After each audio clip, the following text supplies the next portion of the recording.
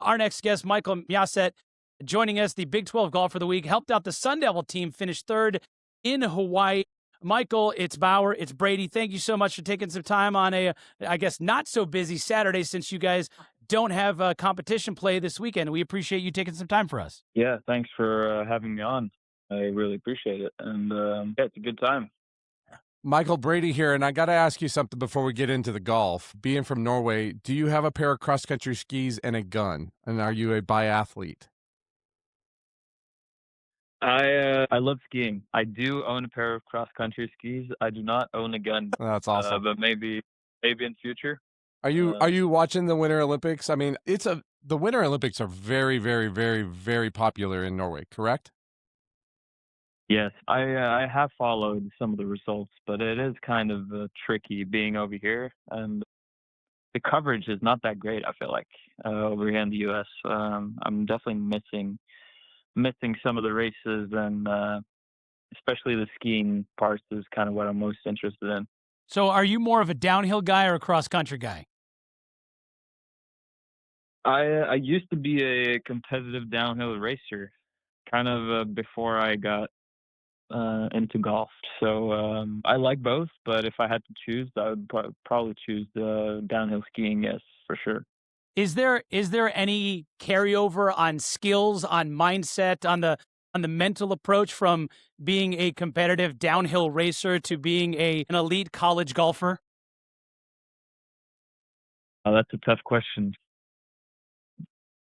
The two sports are definitely not very similar. But That I know. I guess the focus part of it, that you kind of have to be in your own little world and really narrow down your focus. I guess that's probably the biggest similarity, I would say. But there's definitely two different worlds on both, or like the opposite ends of the spectrum.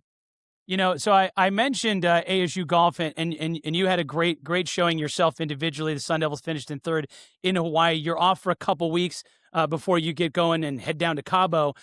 So does that mean that right now this weekend you're busy with your guys on YouTube, Major Golf? You can follow Major Golf at Major Golf YT. I know you're kind of part of an influencer group. You even went down to Brady's house at Auction Southern Dunes to tape and film some stuff recently. Yeah, so it's one of my or three of my close friends. They run this channel, and they've grown a lot, or become a really big channel on Instagram. And they kind of thought, hey, why just not take this to the next level and try to make or create something cool? And so I try to join them whenever I can. I mean, I'm obviously pursuing a career in golf, and they're more in the entertainment business, so I don't have the ability to join them that often, but I try to help them out whenever I can. And Brady was kind enough to have us out at Southern Dunes. We're a little unfortunate with the weather, but yeah, it's fun, and I try to help them out as much as I can. All right, so it's you, it's Heinz, it's Fritz, and I don't know how to pronounce an O with a line through it, Bach, but you guys are out there. I didn't want to bring up the final score because I know it wasn't great for you, but that's pretty cool. You guys make the rounds here in the desert, and that was your first ever 2-versus-2 match in desert golf out there with your friends. And again, for our listeners, you can find Major Golf on YouTube at Major Golf YT. You can watch us live on YouTube right now at Backspin Golf Show, but you also check in, subscribe at Major Golf YT. Is kind of the one of Michael's side hustles out there, I presume. Yeah, it's fun. It's not that serious. It's more of kind of just bringing the fun side of golf to the audience, but we have a good time. So to the serious side of golf, you just finished 19 under, and you went back-to-back 63s. Not too shabby. That's pretty awesome. Yeah.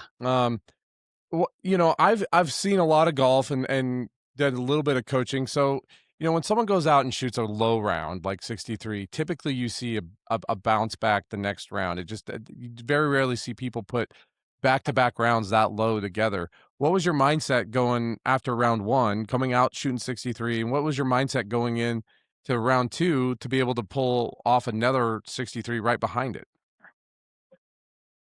Yeah, and you're completely right.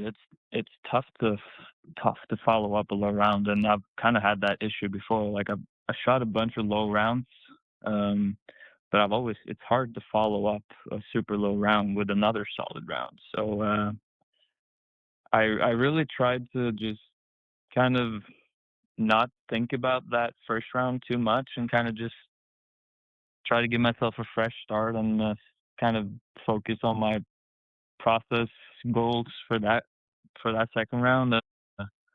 Honestly, not think too much about the score. Kind of do one shot at a time. I know it sounds cliche, but it's pretty much all I'm trying to do out there. And luckily, I mean, it's a gettable course. If you get tee shots in play, it's a lot of wedges. It's hard to get yourself in that much trouble. So, but yeah, I was happy with how I managed it, and I was a little surprised myself, honestly. Being 18 under after 2 rounds is not that common.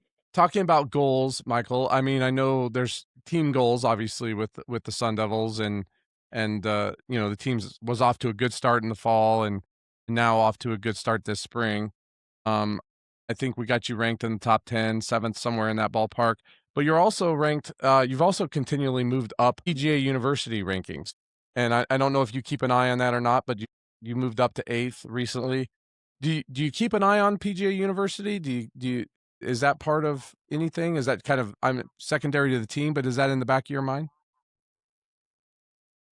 Yeah, it's hard not to look at it because it gets shoved in your face quite often. But I mean, it's honestly the team is the most important part of this spring, and we have some goals for our team, and but it's also the individual part of it, which I try not to or worry too much about it. I think it's obviously if I finish high up on the ranking, it's going to help me a ton with playing opportunities when I eventually turn pro this summer.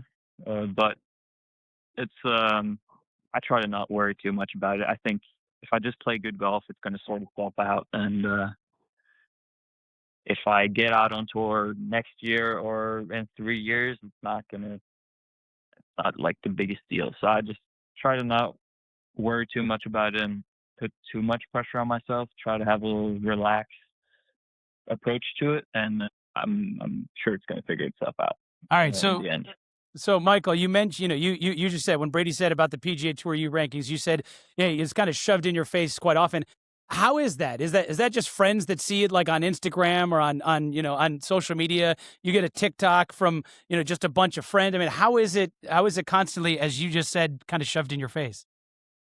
Yeah, I mean, social media is a big part of it. But yeah, I mean, people talk about it. People ask about it all the time. People wonder if I'm nervous or worried or how I kind of approach things. So it's hard to kind of to not be aware of the rankings. But I guess I kind of just have to get used to it as a pro golfer because you're put in positions that where you always kind of have to earn your spot, and rankings is a big part of everyday life for a pro golfer. For a PGA Tour player, you always have to make the cut. You always have to be in a certain ranking to get into the next tournament, or to keep your card, or to qualify for a certain event or majors. I think it's just kind of getting used to seeing your name on a ranking and kind of not let it affect you that much, narrowing down the focus again to your own play and kind of looking at it that way. I think that's kind of my philosophy on it. You were one of the seniors on the Sun Devil team this year. Congratulations on being named the Big 12 Golfer of the Week. Surprisingly to me, it's your first Big 12 in-season award. But I think part of the reason why that's surprising to me is because I remember you were the Pac-12 Freshman of the Year. So you've kind of bridged this transition with the Sun Devil program, and obviously, Arizona Wildcats down south as well in terms of transitioning from the Pac-12 to the Big 12. And you mentioned, hey, being on leaderboards, that's something that you're no stranger to. You came right out of the gate and you were the freshman of the year for the now RIP Pac-12. Yeah, it's been an exciting change, I think, for the program. The Pac-12 was cool, but I think the Big 12 is more competitive, and it's been a fun transition for us. I mean, for the golf team, I guess we're not impacted as much as probably other sports are in terms of changing conference, but it's been a fun transition and kind of being in here on the team in that time frame where change happened. It's cool. So, Michael, you guys kind of, as a team, kind of got off to a start. You started for those that don't know, you play a fall season and then you play a spring season. And the spring season starts, with you guys going over to California, playing the Copper Cup in January. Then you have your trip to Hawaii here last week in February, where you played very well. Then you have this little break for a couple weeks, and then you guys play 5 straight weeks in March. You go to Cabo, you go to Lake Merced, you go down to Tucson, you play out in Florida, I think Texas, and then you're home at your Thunderbird collegiate here at Papago before you head off to the Big 12. So what's your mindset going into 5 straight weeks of tournament play where you don't typically see that? That's like being out on tour where you're playing 5 straight weeks. Yeah, I think it's great actually, especially for me, kind of going into pro life this coming summer. Yeah, I mean these 2 weeks now, we usually start the season in the same way every year. Like we have, or our spring season, we go to Hawaii and we go to Cabo. That's been the same all my 4 years here. So kind of used to having this period at the start of the year. Kind of we get some tournament reps in, but it's more about kind of laying the foundation for the rest of the spring. And I think these weeks we have right now is a very important time for people to kind of work on the stuff that you don't necessarily have the time to work on later in the spring season. So it's gonna be fun, but it's also gonna be tough because like when you play 5 weeks in a row, you're kind of there's a lot of traveling. You have to keep your body in shape and swing like technical swing stuff. It's harder to kind of work on when you're on the road, and you kind of go into more like a playing mindset where there's a much more focus on the shooting a score than rather than kind of the long-term process that you have maybe throughout more calmer or even more like less hectic times of the year. I'm looking forward to it, and I think it's going to be great preparation for me for the future. Sun Devil Senior Golfer, the Big 12 Golf of the Week, Michael Mjaaseth joining us on Backspin, the golf show. As we mentioned, a senior for the Sun Devils. He was the Pac-12 Freshman of the Year just a few years ago. Now, I'm kind of following you guys. It's in Hawaii. I watched it drain an eagle putt from it seems like a mile and a half away, or I'm sorry, probably 3.2 kilometers away. But watch it. There's wind blowing. There's the beautiful ocean in the background. I got to ask you this: how does a young man from Oslo, Norway, make it to the desert with the Sun Devils, to playing for Coach Thurmond at ASU, at Papago, to playing in tournaments in Cabo and Hawaii? How did you end up all the way over here with the Sun Devils?